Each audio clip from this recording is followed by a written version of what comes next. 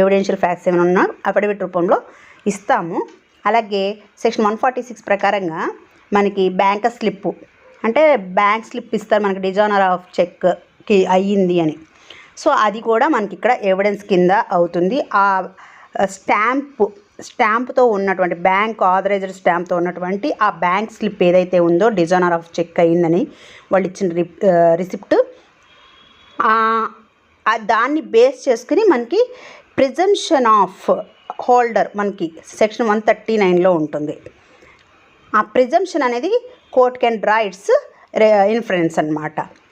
so ఇక్కడ మనకి evidence అనేసరికి ఉన్నటువంటి డాక్యుమెంట్స్ అవ్వచ్చు, సపోర్టివ్ డాక్యుమెంట్స్ అయి ఉండొచ్చు, లేకపోతే రిటర్న్గా మనం ఏమైతే ఫ్యాక్ట్స్ మెన్షన్ చేస్తున్నామో అన్నీ కూడా, అలాగే బ్యాంక్ స్లిప్, అలాగే కోర్టు ఇక్కడ presumption in favour of the holder ఉంది కాబట్టి అది కూడా సపోర్టివ్